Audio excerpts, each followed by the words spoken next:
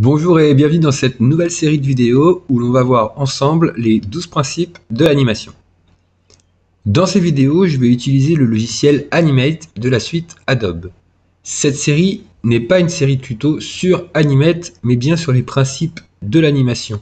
Vous pouvez donc suivre sans problème ce tuto avec n'importe quel logiciel qui permet de faire de l'animation image par image et même un crayon de papier et un flipbook si vous êtes un chaud du crayon de papier. Si vous débutez en animation et que vous n'avez pas encore choisi de programme pour faire vos animations, je vous conseille d'aller faire un tour sur la chaîne d'Objectif Animation 2D. Sur cette chaîne, vous allez trouver toute une série de vidéos listant les différents programmes gratuits et payants disponibles sur le marché. Je vous mets bien sûr dans la description le lien pour accéder à cette chaîne. Les 12 principes de base de l'animation sont un ensemble de principes d'animation qui ont été listés par les animateurs de Disney, Ollie Johnston et Frank Thomas dans leur livre L'illusion de la vie, The Illusion of Life. L'idée, c'est de produire une illusion réaliste des mouvements de personnages ou d'objets grâce à ces 12 principes. Malheureusement, à ma connaissance, ce livre n'est disponible qu'en anglais. En français, il y a aussi un très beau livre écrit par Richard Williams, le directeur d'animation aux 3 Oscars, pour son travail sur Qui veut la peau de Roger Rabbit.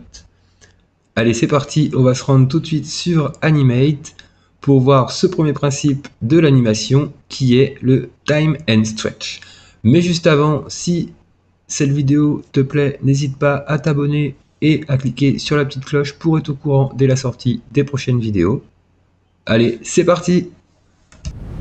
Alors, le premier des 12 grands principes de l'animation, c'est le Squash and Stretch. Alors, squash and stretch, c'est la notion d'étirement et d'écrasement. Squash veut dire écrasement et stretch veut dire étirement. Donc, pour comprendre ce principe de l'animation, on va se servir d'une balle que l'on va faire rebondir. L'animation d'une balle qui rebondit va nous permettre d'analyser plusieurs principes de l'animation. Alors, concrètement, que se passe-t-il pour le principe de squash and stretch ? Donc quand un objet ou une masse est attiré par une force, dans notre cas ici, ça va être la gravité, il aura tendance avec la vitesse à s'étirer.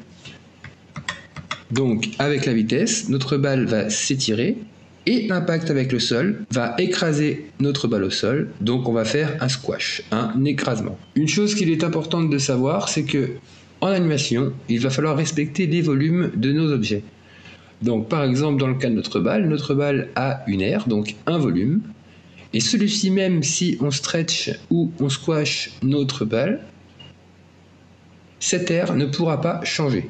Donc on doit toujours veiller à respecter les volumes de nos objets.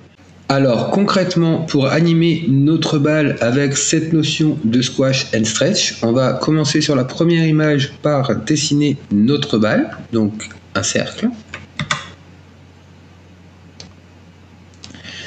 Sur l'image d'après, je vais commencer à étirer en essayant le plus possible de ne pas perdre de masse.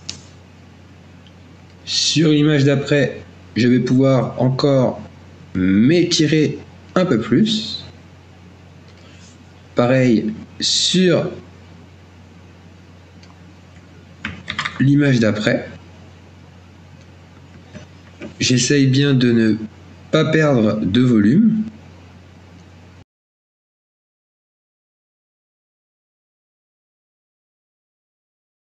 Donc ensuite, à l'impact avec le sol, la force qui va s'exercer sur notre balle due à l'impact va l'écraser.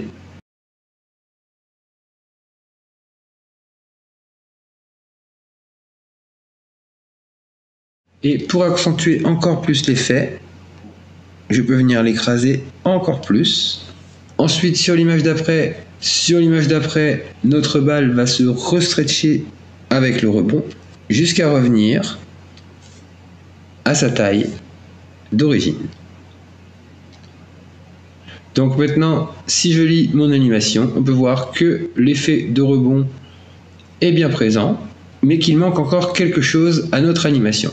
Ce petit quelque chose s'appelle le timing, c'est le deuxième principe des 12 principes de l'animation, donc on va voir dans la prochaine vidéo.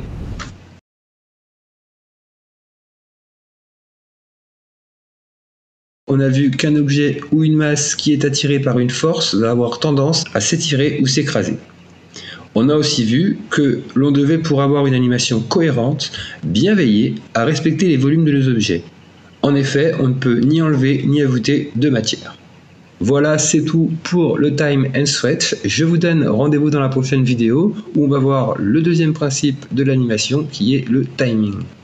Si cette vidéo vous a plu, n'hésitez pas à mettre un commentaire et à vous abonner en cliquant sur la petite cloche pour être au courant dès la sortie des prochaines vidéos.